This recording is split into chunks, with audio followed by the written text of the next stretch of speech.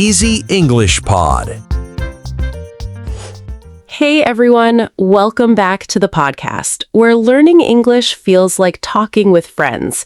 Today's topic is something we all deal with: feelings. Happy feelings, stressful feelings, awkward feelings, all of it. Exactly, because sometimes you know the feeling in your heart, but you don't know how to say it in English. And that can be frustrating. Very frustrating. Imagine someone asking, "How are you feeling?" and your brain suddenly stops working. Then you just say, "I'm fine," even when you're clearly not fine. We've all been there. So today, we're going to help you sound natural and confident when talking about your feelings in English. And don't worry, we'll keep it super simple and super useful.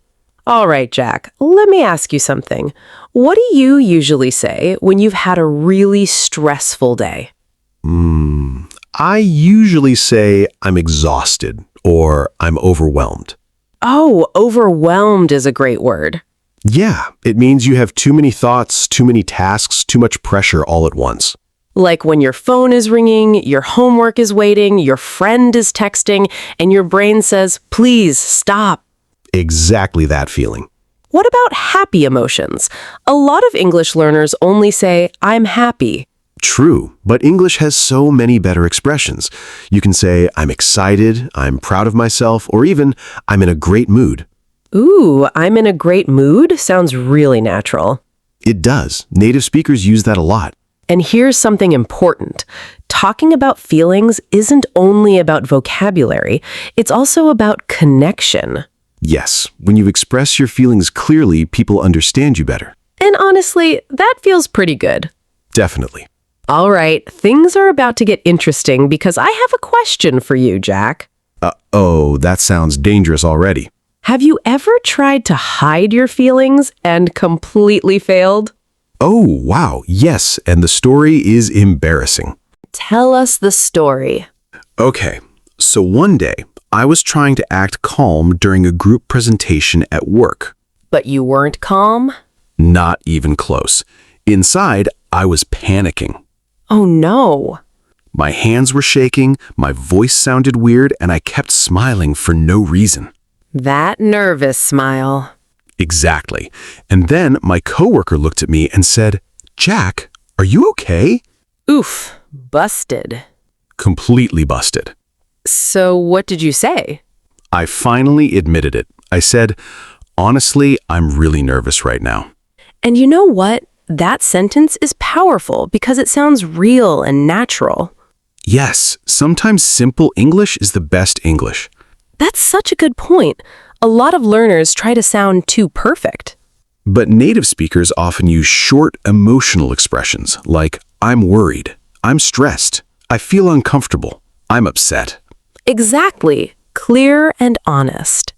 And once I admitted I was nervous, I actually started feeling better. That happens a lot. Talking about feelings can reduce stress. It's like opening a window in a hot room. Wow, that's a good description. Thank you, thank you. Emotional poet Jack is here today. Relax, Shakespeare. Never. But seriously, there's another feeling people struggle to explain in English. Let me guess. Sadness? Yep, because many learners only know the word sad. While English actually has many different emotional shades. Like disappointed. Or heartbroken. Or lonely. And those words all feel different emotionally. Exactly.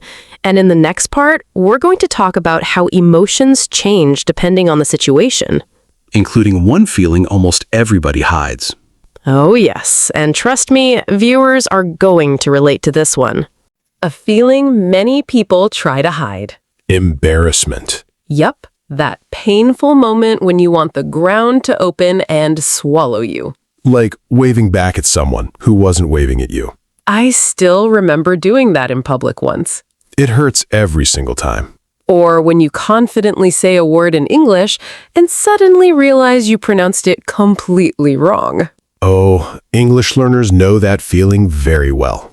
So how do we express embarrassment naturally in English? You can say, "That was embarrassing. I felt so awkward. I was really uncomfortable." Awkward is such a useful word, It really is. Native speakers use it all the time. especially after weird social situations.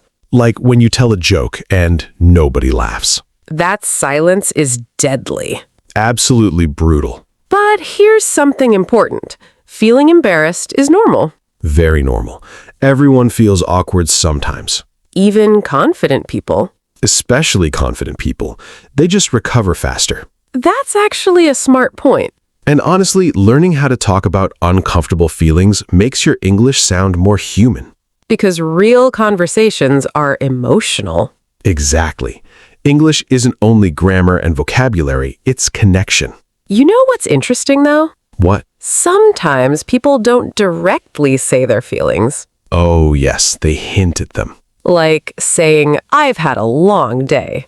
Which secretly means, I'm tired.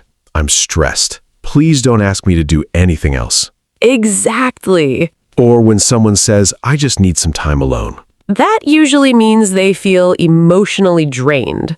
English speakers do this a lot. They soften emotions instead of saying everything directly. And in the next scene, we're going to talk about how friends support each other emotionally in English conversations.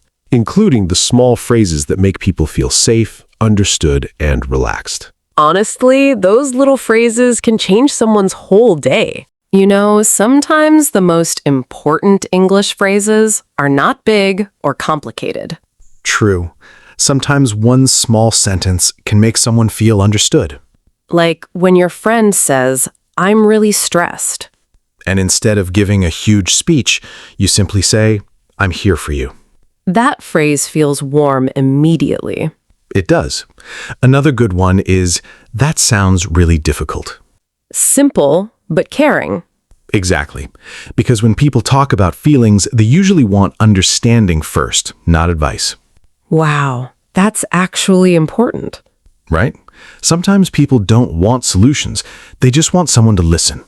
So if your friend says, I've been feeling anxious lately, you can respond with, I'm sorry you're going through that. Or, do you want to talk about it? That question sounds gentle and supportive. And very natural in English conversations. I think emotional English is something many learners ignore. Yeah, because textbooks usually teach things like ordering food or booking hotels. But real life is also, I'm nervous. I miss someone. I feel left out. I'm proud of you. Exactly. Those are real human conversations. Speaking of I'm proud of you, Uh-oh, why are you looking at me like that? because I feel like people don't hear encouraging words enough. That's true, actually. Sometimes hearing you're doing great can completely change your mood. Especially when you're learning something difficult like English. Definitely. Language learning can be emotional. One day you feel confident. And the next day you forget the word for chair. Exactly. Suddenly your brain becomes decorative. Useless but beautiful. That should be on a t-shirt. But seriously, emotions and language are deeply connected. And in the next scene, we're going to talk about something people often struggle to admit in English. Fear. Oh, yes, and some of the phrases native speakers use might surprise you. Let's talk about fear, because everyone feels it, but not everyone knows how to say it in English. True, and fear isn't always dramatic. It can be small and quiet, Like before an exam. or before sending an important message. Oh yes, staring at the send button for 5 minutes. That moment is intense. So how do we express fear naturally in English? You can say, I'm scared. I feel nervous about this. I'm worried something might go wrong. I'm worried is very common in daily conversations. Yes, because fear often sounds more like worry in real life. That's a good point. It's not always, I'm terrified. Exactly. Most of the time it's softer, like, I'm not sure about this. I have a bad feeling about it. Those are very natural phrases. And here's something interesting. Sometimes people hide fear with jokes, Oh yes, like laughing when you're actually nervous. or saying it's fine when it clearly is not fine. Classic emotional disguise. Exactly. English speakers do that a lot. But there's power in admitting fear directly. Yes, saying I'm nervous or I'm scared can actually make you feel calmer. Because you're not holding it inside anymore. Right, it becomes real but manageable. You know what's interesting? What? Fear is often connected to uncertainty.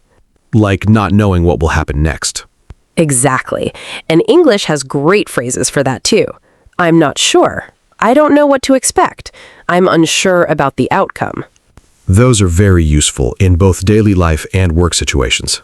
So instead of pretending everything is fine, You can honestly express your uncertainty. and that makes communication stronger, not weaker. Absolutely. Next, we're going to shift from fear to something more positive, how to talk about joy and excitement in English in a natural way. And trust me, this is the fun part. Let's bring the energy up a bit. Finally, I was starting to feel emotional.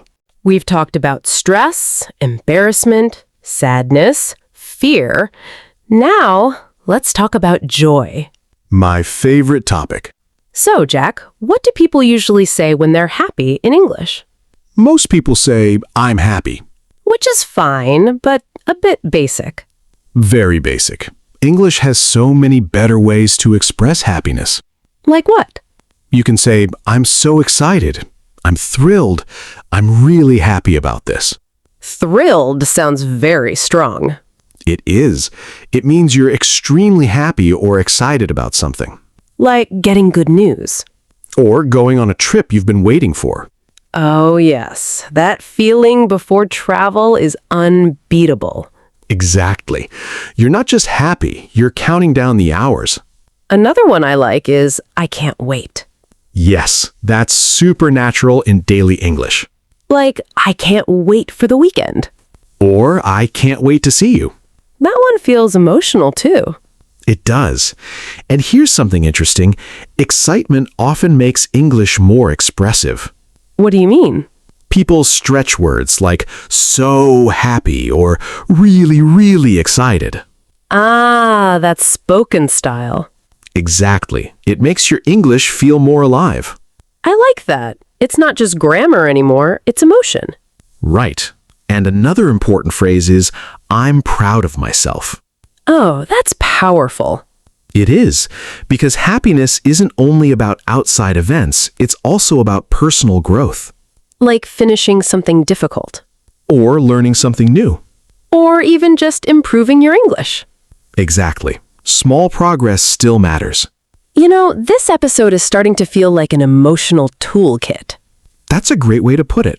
We've learned how to express almost every major feeling. And next, we're going to bring everything together so you can actually use it in real conversations. And leave feeling more confident than when you started. Let's finish this strong. All right. And if you've been listening closely, you've basically built something powerful today. Yeah, a whole emotional vocabulary in English. Not just words, but real ways to express how you feel. Let's quickly connect everything we learned. When you're stressed, you can say, I'm overwhelmed, I'm stressed, or I need a break. When you feel embarrassed, that was awkward. I feel uncomfortable, or that was embarrassing. When you're scared or unsure, I'm nervous, I'm worried, or I'm not sure about this. And when you're happy or excited, I'm thrilled, I can't wait, or I'm really proud of myself. And the most important part, you don't need perfect English. You just need honest English. Because real connection doesn't come from big vocabulary, it comes from clear feelings. So next time someone asks you, how are you feeling? Don't rush to say, I'm fine, automatically. Pause for a second and try to say what you really feel. Even something simple like, I've had a long day, but I'm okay. Or, I'm a bit nervous, but I'm trying my best. That kind of English makes you sound more human, more natural, and more confident. And here's the truth. Every time you express your feelings clearly, you understand yourself better too. Which means this isn't just about English. It's about communication and self-expression. And if you made it all the way to the end of this episode, Then you didn't just learn English, you practiced emotional intelligence in English. That's a big upgrade. Seriously. So, take a breath and notice something. You now have words for things you couldn't express before. And that alone can make conversations feel easier. Lighter and more real. All right, before we go, one last thing. Yeah? Next time we meet, we're going to go even deeper into real-life English conversations. The kind people actually use every day, not textbook English. So, if this helped you even a little... Stay with us, because you're getting better at English more than you think. And remember... Your feelings already matter. Now you just know how to save them. See you in the next episode. Take care and talk honestly.